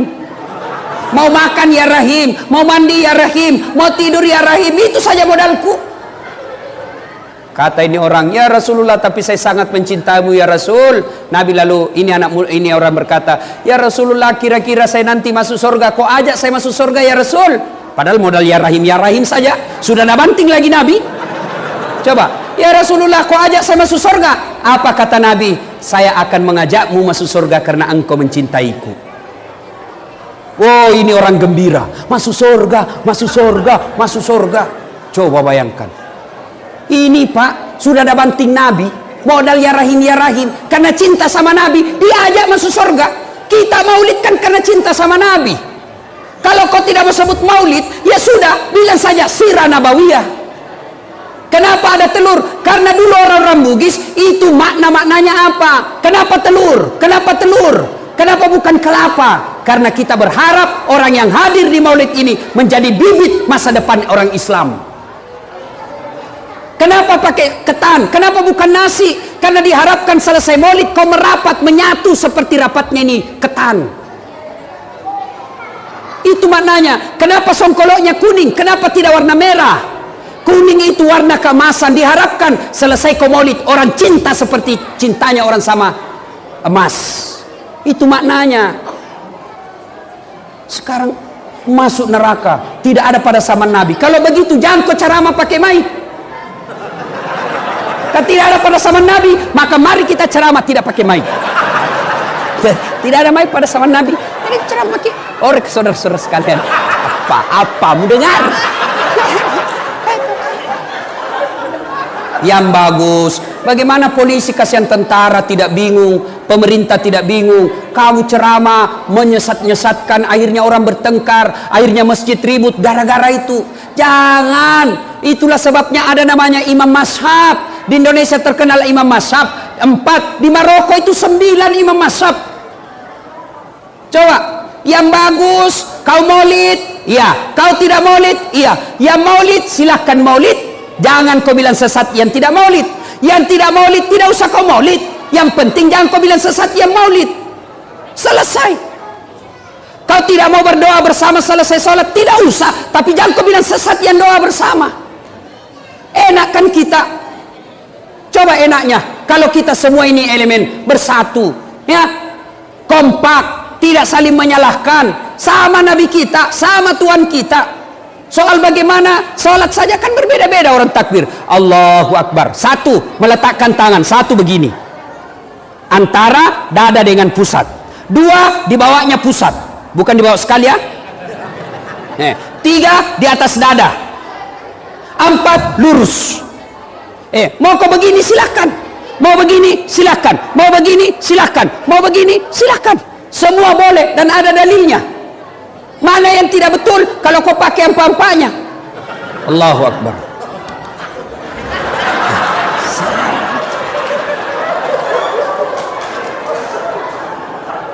Ini banyak orang belajar. Saya kasih contoh, saya kasih contoh. Orang Pak, adik-adik ini, anak-anak milenial, yang kau belajar melalui YouTube, jangan kau terima mentah-mentah. Kenapa? Apalagi yang 1 menit di Instagram. Memang ada hadisnya, memang ada dalilnya, sahih. Tapi Bapak tidak diberikan dalil yang lain. Kenapa? Karena waktunya 1 menit. Belajar ilmu hadis itu ada yang tidak bisa dipisah. Apa? 1, asbabul wurud. Apa itu asbabul wurud? Sejarah turunnya itu hadis, sejarah diucapkannya itu hadis. Apa yang perlu ditahu? Sejarah hukum Islam. Apa sejarah hukum Islam? Apa hubungannya dengan fikih? Kita harus tahu di mana itu Nabi ucapkan itu hadis. Kenapa? Karena tempat menentukan kesimpulan fikihnya. Contoh, kita pernah mendapati hadis Nabi turun kalau mau sujud tangannya dulu. Allahu Akbar. Mau sujud tangannya dulu, baru lututnya. Ada juga hadis sahih, lututnya dulu. Sama-sama hadisnya sahih, maka dipelajari sejarahnya. Oh, ternyata yang tangannya dulu turun Nabi ucapkan ketika dalam keadaan perang. Waktu itu di tengah perang, bebatuan batu-batu gunung, maka tangan dulu yang turun. Kenapa? Karena kalau lutut dulu turun, sakit itu lutut. Kenapa Nabi lutut turun? Sejarah dipelajari. Oh, Nabi ada di Madinah, sehingga lututnya dulu turun. Pasir, tidak apa-apa, tidak sakit. Contoh lagi, saya pernah dapat di medsos posisi kaki. Ada kan? Posisi kaki ketika sujud. Ya, anggap ini jari-jari kaki. Ada yang jari-jari kakinya keluar begini. Ada yang jari-jari kakinya lurus. Jari-jari kaki ini anggap ada juga yang melekuk ke dalam. 3 itu udah gambar toh. Yang pertama lurus begini, nah coret. Salah. Yang di tengah kakinya menghadap keluar jari-jarinya. Salah. Yang di tengah baru yang menghadap ke dalam, baru nah tulis benar. Ini tidak bijaksana. Kenapa? Yang kiri kanan bukan salah, tapi tidak sesuai sunnah. Yang di tengah itulah sunnah. Beda maknanya salah dengan sunnah. Kalau salah otomatis batal. Kalau sunnah artinya kau lakukan, nilainya pahalanya tinggi. Kalau kau tidak sunnah tetap sah tapi pahalanya kurang. Itu. Ini belajar agama melalui YouTube 1 menit habis kuotanya. Nah, salahkan semua. Ini ustadz sombong ini yang begini. Jangan kau suka salahkan pendapatnya orang. Lebih baik kau jelaskan semua imam mazhab. Mana yang dia pilih terserah. Ya, jangan mau terhasut bahwa kalau ini presiden terpilih hilang tahlil. Kalau ini hilang terpilih maka tidak ada begini. Jangan, itu hanya otak-otak kotor yang mau mencari kemenangan secara kotor. Jelas? Jangan sombong gara-gara ilmu. Marah Tuhan nak cabut ilmumu. Caranya apa? Nak kasih pikun kok. Ada orang banyak sekali gelarnya. Diprotes sama istrinya. Pak, biasanya kalau kau mau mengajar, kamu mau pensiun. Kalau kau mau mengajar, kau cium-cium jiratku. Ini sudah hampir 2 minggu, tidak pernah lagi kau cium-cium saya. Langsung dia bilang suaminya, berarti siapa ku cium selama ini? Ternyata pembantunya nak cium. Jangan juga modus, mentah-mentah sudah dengar begini, masuk kamarnya pembantu, didapur sama anaknya, ku kira mamakmu nak. Ayo, jangan sombong gara-gara ilmu, jangan sombong gara-gara pangkat jabatan, jangan sombong gara-gara harta. Kenapa? Allah tidak senang orang yang sombong. Kenapa? Karena sombong itu pakaian Allah. Maka salah satu sifat Allah dari 99 disebut Al-Mutakabbir, yang maha sombong. Ibu bapak saudara-saudara sekalian, yang ketiga yang membuat kita sukses kata Nabi, ahsin kalamaka, haluskan tutur katamu, jangan memaki, jangan mengeluarkan kata-kata kotor. Saya kasih contoh, bapak bersedekah tapi dengan cara kasar, orang tidak terima. Contoh ya, saya kasih uang tapi dengan cara kasar. Woi, dah saat mau ke uang ya, ini ada uang 1 juta, ambil kok. pakai kaki. Oh, kalau orang Bugis Nabi bilang, saya miskin, ku tobok kau kalau kau kasih gitu kak. Coba, jangan. Allah senang orang-orang yang tawadu. Allah senang orang yang halus tutur katanya. Matur nuwun. Gimana kabar? Ah, ini anak-anak yang perlu diajari pak. Anak-anak kita sekarang sopan kalau sama cowoknya. Assalamualaikum kak. Woi cewek, woi cewek, kalau terima kau telepon jangan kau juga mendayu-dayu, membuat cowokmu terpesona dan naik nafsunya. Coba bedek kalau kau tegas terima telepon. Dia bilang cowok tak, assalamualaikum, waalaikumsalam. Di mana dek? Di rumah. Jalan, apa jalan-jalan? Coba itu ndak berani itu laki-laki. Waalaikumsalam. Di mana dek? Di rumah aja kak. Bagaimana laki-laki ndak nafsu? Kalau sama cowoknya sopan, sama bapaknya baru satu dikasih tahu keluarlah dia 10 kalimat. Sama bapaknya ndak pernah nak cium tangannya. Bapak-bapak ingat, kalau anak mau keluar rumah, cium tangan ndak? Nah cium tangan tak pak? Ndak, nah sliding ji pak. Oh, ini. Sekalinya tangannya cowoknya tabek kak. Dongong. Dan cium tangannya cowokmu, dia kasih sekolah kok. HP-nya deh cowok. Woi cewek, ada di sini wallpapernya bapaknya, saya kasih kau hadiah. HP-mu wallpapernya bapakmu situ fotonya. Fotonya siapa? Lee Min Ho, artis Korea. Nak kenal kau dong? Bapakmu dong, dia yang sekolahkan kau, antar jemput kau. Bagaimana hidupmu mau berkah kalau orang tuamu kau tidak hargai? Sama cowoknya sopan, sama pacarnya santun, sama orang tuanya kurang ajar, tipu saja mamanya. Kalau mamanya suruh jemput, mak, nak jemput kak dulu nak di pelabuhan, bapakmu sibuk. Mak, capek orang baru pulang sekolah. Sama mamanya, sekalinya ceweknya, kak telepon, jemput kak dulu, tunggu deh 10 menit saya sampai. Mana hidupmu mau bagus? Ada nak tanya-tanya saya, Ustadz, orang tua aku ndak sholat, orang tua aku tukang tipu, orang tua aku pemabuk, ndak pernah diurus saya dari kecil. Bukan urusanmu. Urusanmu adalah birrul walidain. Ingat kisahnya Ibrahim. Ibrahim alaihissalam bapaknya namanya Azar, nyembah berhala. Ketika Ibrahim mau ribut sama bapaknya, Allah tegur, Ibrahim, bapakmu itu jangan kau lawan. Dia nyembah berhala, ya Allah, bagaimanapun bapakmu jangan kau lawan bapakmu, kau yang keluar dari desamu. Makanya anak-anak sekarang kalau ditanya kenapa banyak sarjana menganggur, salah satu sebabnya waktu kuliah kasih bodoh-bodoh orang tuanya. Alasan pembayaran SPP, alasan uang kuliah, nah belikan pulsa cewek, nah dikirim ke Kendari dengan harapan pulang gelar sarjana. Apa dibawakan bapaknya? Bukan sarjana, apa? Cucu. Apa tampu ila cilaka. Jangan ketawa, serius orang ini. Coba bingung saya lihat anak-anak sekarang pak. Alhamdulillah misalnya. Ya, kita juga pak. Bagaimana anak tak tidak rusak? Nah kita juga sendiri yang kasar. Mendidik anak kasih contoh yang jelek. Awas kok kalau merokok pak. Kalau merokok kok saya dapat, saya kasih makan kok sama bungkusnya. 15 menit kemudian dia bilang, nak, Piko belikan nggak dulu rokok. Masuk apa? Ada perokok di sini? Ada? Berhenti ki merokok pak. Saya doakan ki berhenti merokok. Bapak kalau merokok pak memperkaya orang Yahudi. Itu pabrik rokok semua yang ada di Indonesia orang Yahudi yang punya. Sahamnya orang Yahudi punya pak. Merokok kayak orang beleng-beleng. Itu aja nak kerja 10 menit sandar itu. Dong. Sekali-kali isap. Ya ketawa orang serius ini pak. Saya biar Ustadz kalau lihat Kak Ustadz merokok, biar hafal ayat banyak, langsung sekali 0. Saya kenapa Ustadz? Rokok haram. Siapa bilang? Ulama Timur Tengah yang bilang haram. Tidak ada ulama Timur Tengah bilang makruh.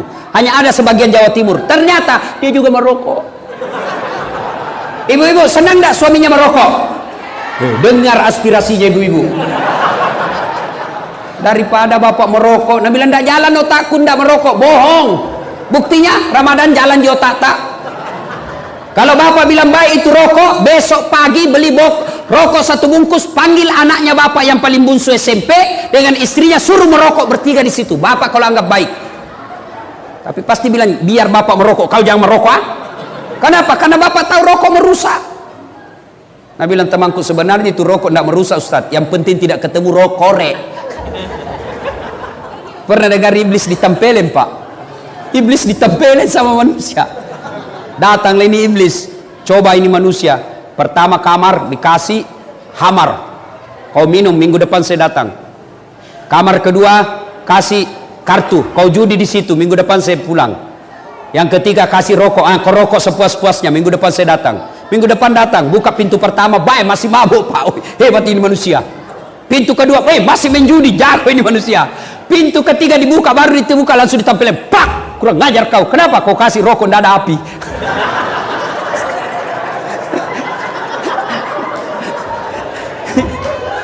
Ya, bapak saudara-saudara sekalian, anak-anak birrul walidain, baik-baik sama orang tua.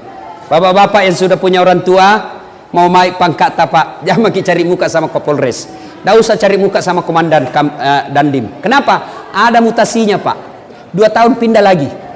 Bapak setengah mati cari muka, bapak sudah punya muka. Siap. Cemen lumen. Cari muka sama siapa? Orang tua. Coba adab kita sama orang tua tak? Hah? Coba dengar. Menelpon kita punya komandan, cerita 5 menit. Tiba-tiba ibu tak menelpon dari kampung. Kita terima? Tidak. Tapi apa kita bilang? Sebentar ma, sebentar pi, menelpon bosku. Terbalik. Anak yang baik, dia akan berkata, izin komandan, sebentar saya sambung, insya Allah 5 menit saya telepon lagi komandan, ibu saya menelpon. Itu anak yang baik. Jangan tak balik, mak sebentar saya telepon ya, menelpon komandanku. Tak balik. Ibu-ibu juga hargai mertua tak. Datang mertuanya baru 5 menit. Kapan ki pulang mak? Ada istri begitu di sini? Ada. Kalau ada, jangan cerai Pak, kasihan jandai. Jadi dia apa Ustaz? Tambah jadi 2. Artinya kalau datang mertua tak hargai, itu anak yang soleh. Ya. Dan yang keempat, kata Nabi, kalau kalian mau sukses adalah was-sadaqatu, bersedekahlah. Sedekah dengan duit, baik. Tidak punya duit, sedekah dengan tenaga. Tidak bisa dengan tenaga, sedekah dengan ilmu. Tidak bisa dengan ilmu, sedekah dengan diam. Ayo bangun negara kita, bangun Wakatobi ini, bapak pengusaha, bantu bikin sekolah, bikin jembatan. Itu dengan uangnya. Tidak punya uang, bantu dengan otak, anggota DPR. Tidak punya otak karena bukan anggota DPR, bantu dengan apa? Bantu dengan tenaga, menjadi relawan. Tidak bisa juga, diam dengan cara apa? Bantu jangan banyak bicaramu. Itu Pak. Ya, insyaallah. Karena waktu yang terbatas. Yang kelima, jika mau maju di kampung, kata Nabi, wa minal laili fatahajjat bihi. Bangunlah engkau sepertiga di akhir malam untuk sholat tahajud. Alhamdulillah, 1 sampai 4 itu kiat kepada sesama manusia, hubungan horizontal. Tapi ingat, jadikan Allah sebagai sandaran vertikal kita. Saya kasih contoh. Bapak, Pak, kalau saya bersandar di sini begini, kalau dibuka ini sandaran, saya jatuh atau tidak? Saya bersandar di kursi, kalau kursi ditarik, saya jatuh atau tidak? Jatuh. Itu artinya kalau bapak bersandar sama manusia, hilang sandarannya, maka bapak akan jatuh. Bersandar sama bupati, bupati diganti, bapak setengah mati. Bersandar sama ketua DPR selesai, bapak hilang sandarannya. Bersandar sama Kapolres Dandim, hilang mereka, bapak hilang sandarannya. Tapi siapa yang bersandar kepada Allah, maka Allah tidak akan pernah hilang, dan Allah akan hadir 24 jam. Allah hadir buat orang kaya, juga Allah hadir buat orang miskin. Allah hadir buat pejabat, Allah juga hadir buat rakyat jelata. Allah hadir buat orang pintar pun Allah hadir buat orang bodoh. Allah hadir di orang kaya pun Allah hadir di masjid. Allah bisa ditemui 24 jam. Bapak mau ketemu sama bupati perlu protokoler, tapi bapak mau ketemu dengan Allah kapan dan dimanapun Allah perlu bisa ditemui. Maka bapak ibu, jadikan Allah sebagai sandaran vertikal kita. Bapak-bapak polisi, tentara mau naik pangkat, mengadu kepada Allah. Ya Allah, saya tidak punya duit untuk sekolah, Tapi tidak ada yang mustahil di sisimu ya Allah. Kalau engkau yang mengabulkan doaku, tidak ada kekuatan manusia yang bisa menghalangi. Bapak bangun 40 malam berturut-turut, masa Allah tidak kabulkan? Padahal Allah sudah janji, ud'uni astajib lakum, minta kau kepadaku, pasti saya kabulkan. Ibu bapak saudara-saudara sekalian, inilah tausiah kita, mudah-mudahan ada manfaat. Kita simpulkan pembicaraan kita, kalau ini masyarakat Wakatobi mau sukses, kata Nabi, 1, tuntut ilmu pengetahuan. 2, tingkatkan persaudaraan, jangan berpecah belah. Yang ketiga, haluskan tutur katamu, muliakan orang tuamu. Yang keempat, banyak-banyaklah bersedekah. Dan yang kelima, wa minal laili fatahajjat bihi, bangunlah sepertiga di hari malam untuk sholat tahajud. Apabila 5 hal ini kita lakukan, maka janji Allah dalam Al-Quran, walau anna ahlal qura amanu wattaqau lafatahna alaihim barakatim minas sama'i wal ar, maka akan turunkan dari langit dan dari dalam tanah. Sebelum saya akhiri, saya mau tanya, ibu bapak punya handphone? Punya handphone? Itu handphone kalau dipakai terus kenapa? Lobet. Kalau lobet diapain? Kalau lobet tidak dicas kenapa? Mati. Kalau mati masih bisa dipakai? Tidak. HP lobet, cas 1 jam full, HP baru. Cas 2 jam masih lobet. Cas 3 jam masih lobet. Cas sampai pagi masih lobet. Rusak HPmu. Alhamdulillah, hampir 2 jam ku cas hari ini. 1 jam 45 menit. Kalau bapak selesai dengar ceramah ini, yang tadinya bermusuhan gara-gara pilpres, besok dia baku baik, maka bapak imannya baik. Dia amalkan yang 5 ini, maka bapak imannya baik. Allah janjikan dalam Al-Quran, bismillahirrahmanirrahim, innamal mu'minuna alladzina isa sukirallah wajilat qulubuhum. Orang yang baik imannya akan menjadi penghuni surga. Selesai dengar ceramah, mereka menjadi lebih baik.